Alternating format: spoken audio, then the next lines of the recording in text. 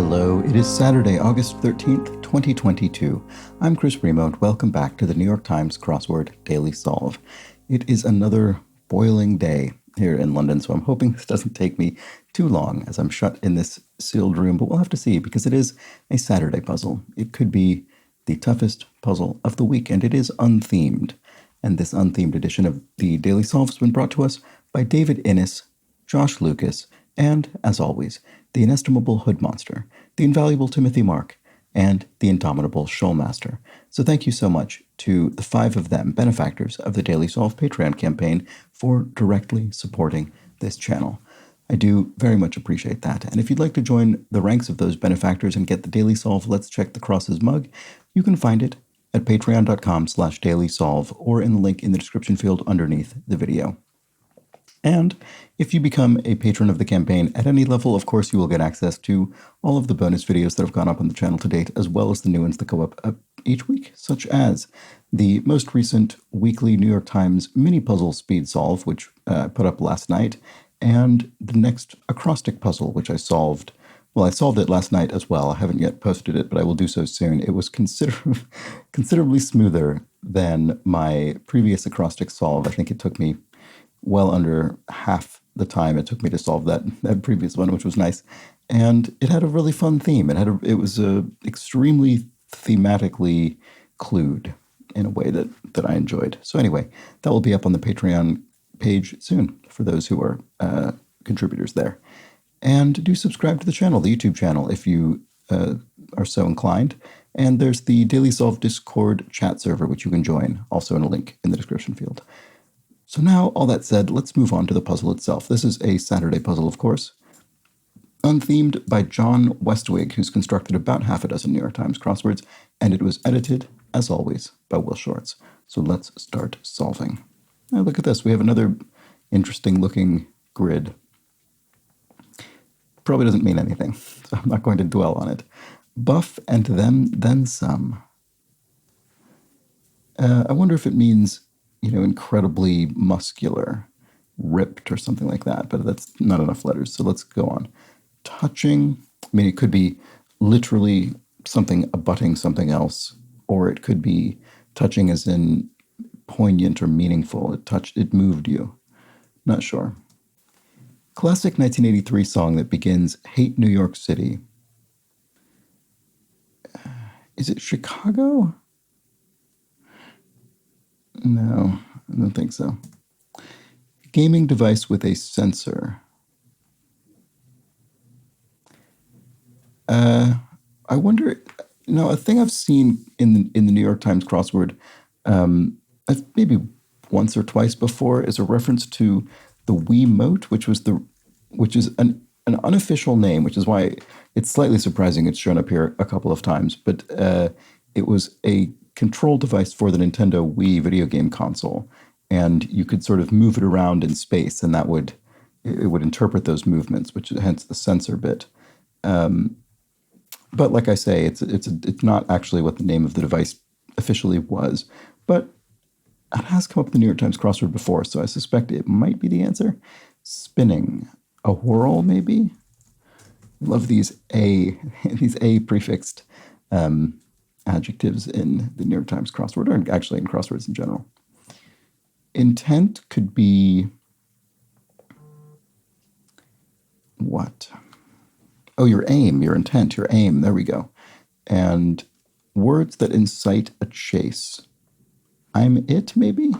If you're playing tag, a sort of schoolyard game, and the person who's it is the person who's chased, so maybe declaring I'm it would kick that off. They might be powdered or stuffed noses. You powder your nose or have a stuffed nose. Up a lot. Up a lot. With a question mark. So there's some sort of pun going on here, but I'm not sure which word in it is the punny one. It could be more than one. Touching, against, right? Okay, so this is the very straightforward meaning of touching. Something is touching something else that's against it. Maybe it's leaning against it, for instance. That meaning.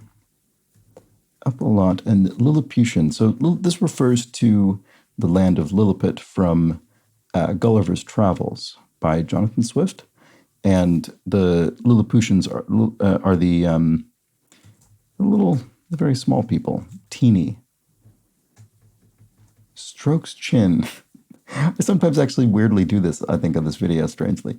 I see. Which is the kind of thing I might actually say on the channel as well. So there we have it. Follower of 4 or 6, but not 3 or 5-teen, because we would say 14 or 16, but not 3-teen or 5-teen. And up a lot. Why don't I see what that is? Lead into where?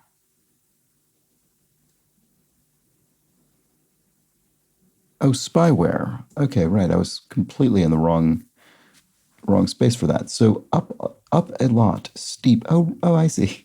Okay, it's a silly interpretation of this. It means a mountain could be steep because it goes up a lot. The slope literally goes up a great deal. And then spyware is malicious computer software.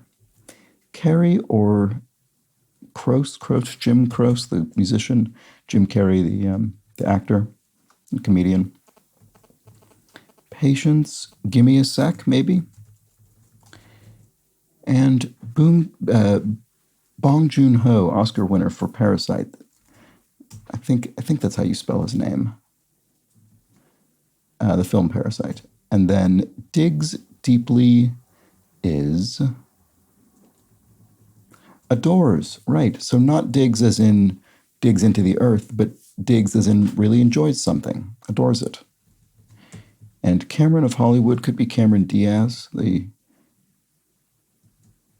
is surprising. Oh, no, it's not that surprising. Hawaii's Iolani Palace was a former royal residence of the Kingdom of Hawaii, but now is it's a museum. You can visit it. I have done so. Certain resort transport. A snow something? Maybe not. Oh, maybe it is, but maybe it's a brand name. Snowcat? I think that's a brand of snowmobile, of sort of snow traversing vehicle. I'm not completely confident about this, so let's check the crosses. Brave New World drug, right? Soma was the kind of almost tranquilizer strength drug in the fictional world of Brave New World by Aldous Huxley. And pieces of some pies. Not sure offhand. Probably ends in an S. How couples elope secretly. It's sort of part of the implication of eloping is you're doing it secretly. And let's just keep looking at the crosses on Snowcat. Leaves totally drained of energy. Tea? Oh, decaf tea? Oh, that's funny.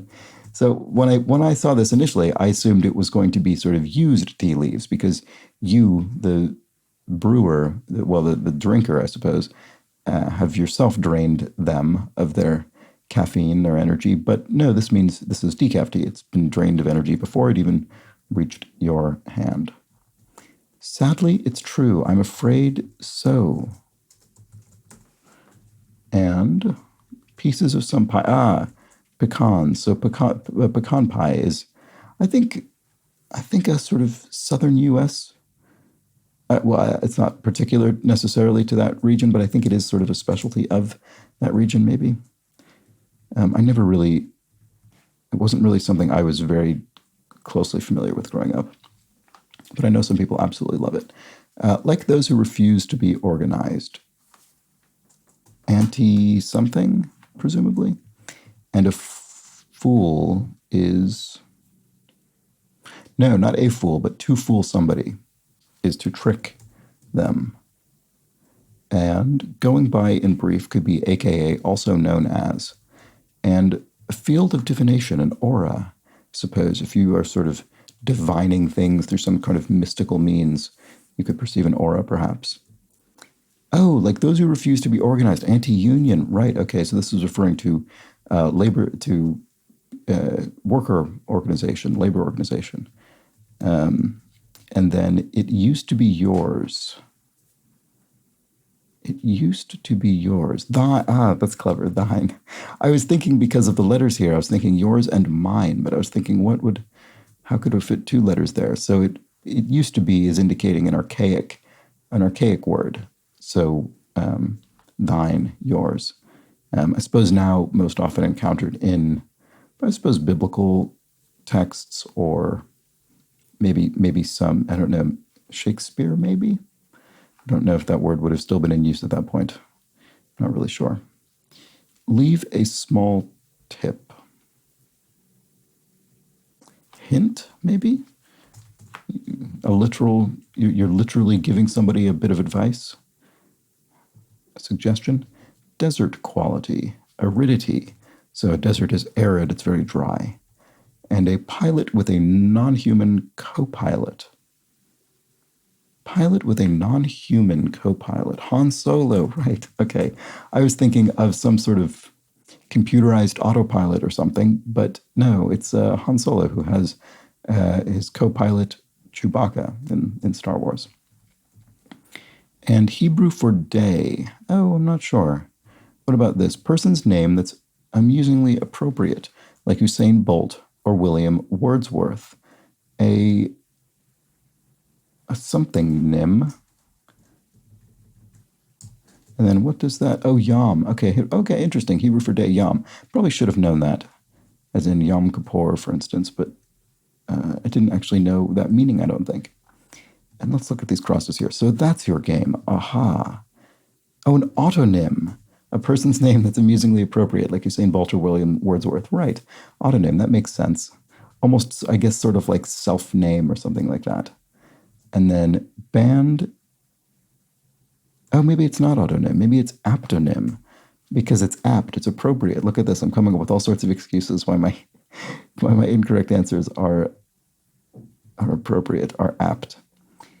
So it must be aptonym. Interesting. Okay, I mean, that does fit more closely. I don't think I've heard that word before. And then a band is a strap, maybe? Just literally a band around your wrist or something like that. And blank control.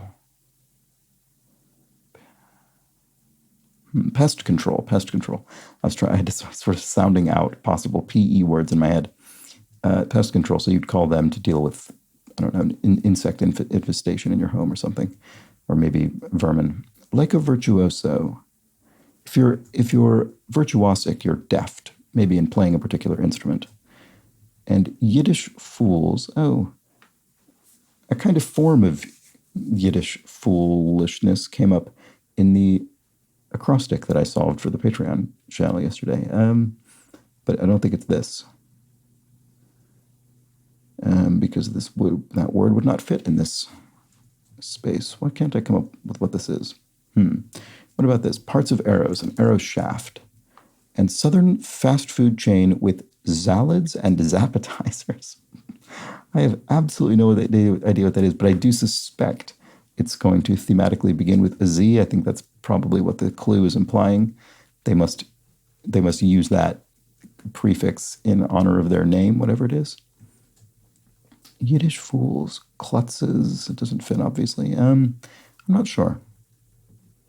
Number at the end of a telephone number could be an extension, which I think are becoming less common as landlines themselves become less common, but they still happen in business contexts.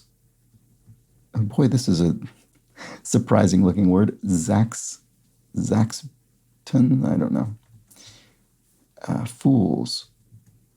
Okay, so these are, let's see, 32 down and 42 down these are our only sort of bits of entree into this bottom section here. So without these two answers, I won't get any other help. So I might as well try and solve some clues in this section unto itself. Antiques Roadshow error. I think that's on PBS, the public broadcasting system in the U.S. Ground round.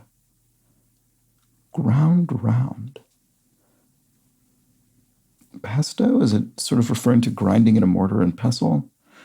I don't think so. I think that's not relevant. 16th century pioneer in astronomy, Tycho Brahe.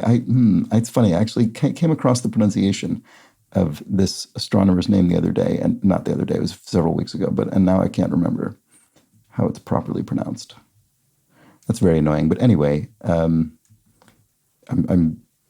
fairly certain that's the answer. I think this person died I think Tycho died of a urinary tract infection after being sort of out of social embarrassment. He didn't leave the table during a meal, which he should have done to relieve himself, and then I think died as a result of complications from that. I hope that's not one of those non-facts that gets passed around that I've now internalized, but I think that was his fate. Anyway, some wins informally. Santa Ana wins? I'm not sure. Salad-based choice. Kale, maybe, in 4 letters. Blank American Heritage Month, April observation. I'm not sure. Maybe this isn't kale. What runs about a meter? And Stephen King novella on which Stand By Me is based. Not sure. It's often not a bad thought, though, that a title with an H in this position could start with the something. Ground round. Still not sure. I'm not sure about this either. And subordinate clause. Yes, sir, or yes, ma'am. So I wonder if so subordinate clause, it looks like it's referring to a grammatical concept, but the question mark makes me wonder if subordinate is being used to refer to, for instance, someone of lower military rank. They're subordinate to, their commanding officer, for instance. So maybe that's what that's referring to, and the answer is yes, ma'am, maybe? Ground round. Some wins informally. Just still don't know what this is. Salad-based choice. Oh, right. So that wouldn't be kale. Salad-based. What other salad bases are there? I mean, there's so many because it doesn't even need to be a salad green. It could be pasta salad or potato salad or something like that. Bit of sweet talk. I don't know. I'm not sure about yes, ma'am. Bit of sweet talk could be coo, maybe. Does that give me anything around here? What runs about it? I don't know. Maybe I really do need to solve fools in order to get this. Let's keep looking around. Man, you got to be kidding.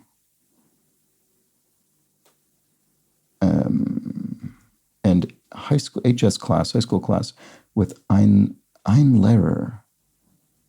German? AP German, maybe advanced placement German? I'm not sure what ein Lehrer is. A what? A Lehrer. I don't know, sadly. I probably should. Where spring might be just around the corner. A spa, maybe a natural spa with springs. And widely awarded award. So Cell Award, I think, is an actor I've seen come up in the crossword before. I'm not sure what the awards in question are. Good name for a librarian. I don't know. Boy, this is very interesting. The sort of Eastern hemisphere of this puzzle was very smooth solving for me, and now I seem to be slowing considerably. Smoker's query. Got a light? Stingy sort. Good name for librarian. This I feel I should be able to get. Man, you gotta be kidding. That seems like, with that Z, it seems like this should be gettable as well, but bottom of a pit. Boy, I don't know. I'm just sort of running out of steam here. Buff and then some. Oh, right. Okay, I looked at these already, but not this. Pursued as one's hunch. Followed up or scathing. Hawaii's blank stadium. I just don't know. Mum's mom, Nan, grandmother. And some Narcos characters in brief. Never seen that, but presumably it's about drug enforcement agents. So, G-men, maybe? Government men? Feds, maybe? That would be maybe the more modern way. scathing, buff and then some.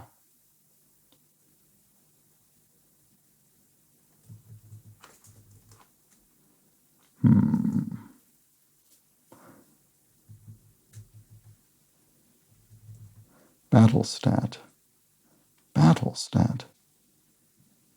Casualties. Battle. Stingy sort. I didn't see this. Mean dude. Some Narcos characters in brief. Probably is Feds. Hawaii's something. Aloha Stadium, maybe? I'm sort of guessing based on that A at the end and the fact that it's a very commonly used word in Hawaii. Oh, classic 1983 song that begins Hate New York City. I love LA. Right, that sort of is scratching some bit of familiarity in my head, even though it wasn't at front of mind. So does that help at all? Battle stat. MIA?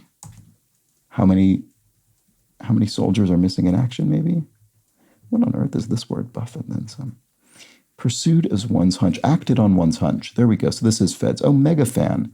Right, you're a big film buff. You're a big film fan, but you're even more than that, so you're a mega fan. And stingy sort. El Cheapo. Okay. I'm not at all surprised I didn't get that from without more crosses. So you're scathing, you're harsh. You have a harsh judgment, a scathing judgment. Mean dude. Average Joe. That's very clever. So mean, meaning the mathematical average, the mean, when you add up all of the numbers in a set and then divide them by how many there are. And it's just applied to the phrase average Joe. This is a clever clue. Anyway, good name for a librarian. Page. There we go. Probably should have been able to think of that earlier, but I didn't. Volcano named after a god of darkness. Why don't I have this? Oh, this looks like OGs. Oh, it is. Man, you got to be kidding. OGs. Okay, and then fools are... what? And here we have bottom of a pit. And there's a question mark, so there's something punny going on here. And Yiddish fools. Oh, why don't I see what this is? All that work, and it's not getting me into the bottom. Not getting me into this sort of southwest little corner of the grid here. Bottom of a pit. This is the one that I feel as though I should be able to get, but I'm not.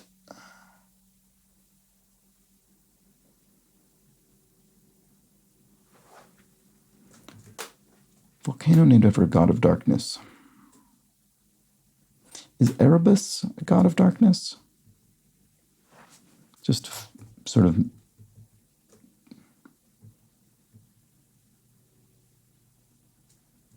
Toby, what on earth is this? Bottom of a pit. Fools. Meatheads? What is going on with this part of the grid? Utzes. Toba.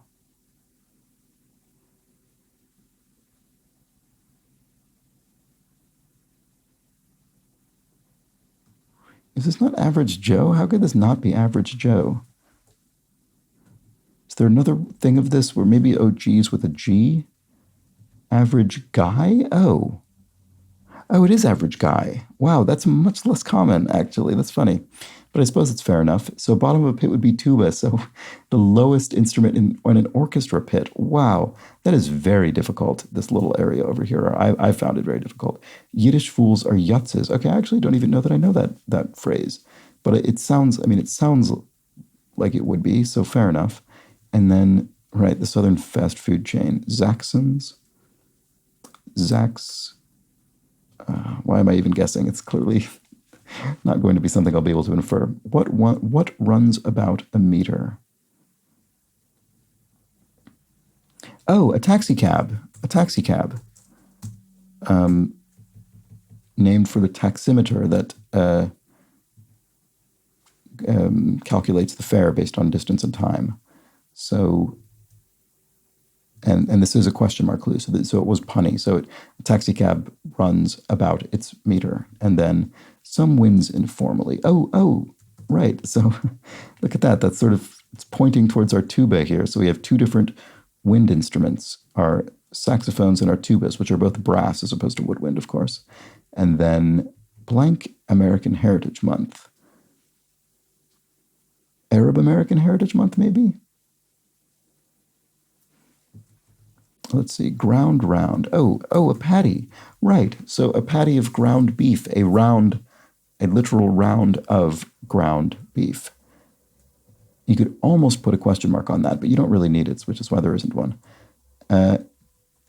Arab American History Month, maybe, and then bib lettuce, salad-based choice. Okay, that's more specific than I was getting. And then, okay, so the Stephen King novella does in fact start with these, so my instinct was correct there, but Stephen King novella on which Stand By Me is based. The Body, maybe? I'm not sure. I've actually never read Stephen King, but that seems like it would maybe be the name of something on which Stand By Me was based. And then Bit of Sweet Talk. Oh, so a coup also looks correct. And subordinate clause is yes, boss. Okay, I was on the right track, but I had the wrong second word. I had the wrong address to the superior. And then Southern fast food chain is Zaxby's, I think. Yes.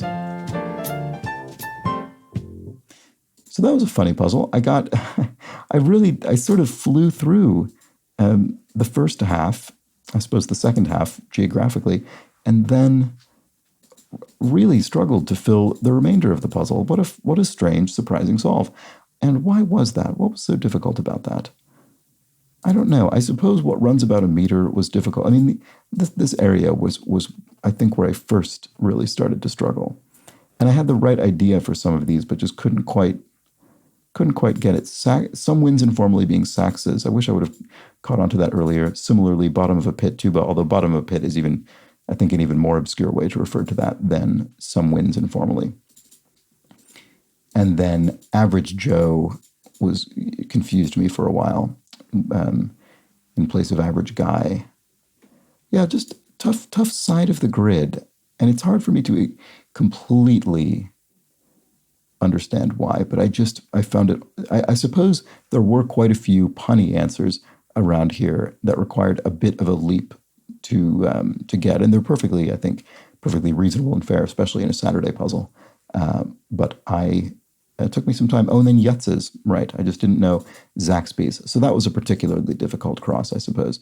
Yutz's and Zaxby's. What ridiculous word. Those are some good Scrabble words, I suppose. Especially Zaxby's. Anyway. Oh, it has X, Y, and Z in it. Yeah, look at that. And then A, B. Oh, that's funny. It almost has A, B, C, X, Y, Z, but not quite. And C is often pronounced like S, so you could sort of stylize it that way, maybe. Anyway, what am I talking about? Absolutely nothing of value. That's that for today's puzzle. So how did you fare? I found this, I guess, in a way, sort of similarly challenging to yesterday's puzzle if you averaged out the whole thing.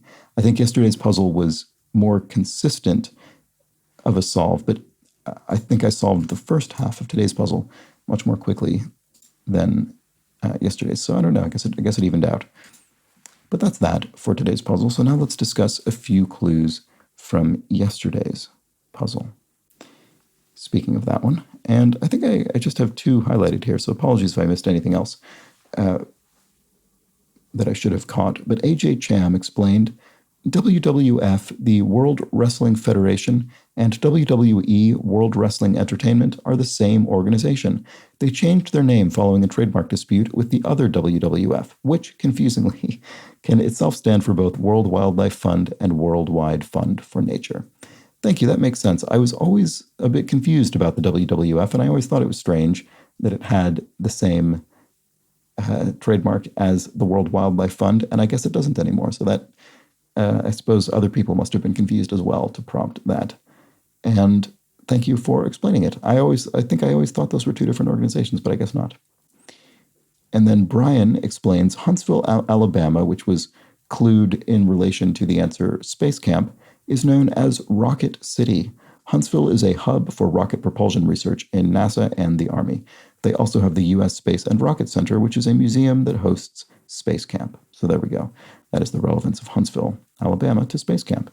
And I think that's all I had. So thank you so much to everybody who wrote in as usual. Thank you to you for making it to the end of the video. Well done. And I'll be back tomorrow for the much longer, but perhaps less tricky than much of today's grid, with the Sunday crossword, the big jumbo Sunday grid. It will take longer than this, I suspect. But do join me for that. And until then, have an excellent remainder of your Saturday. Take care.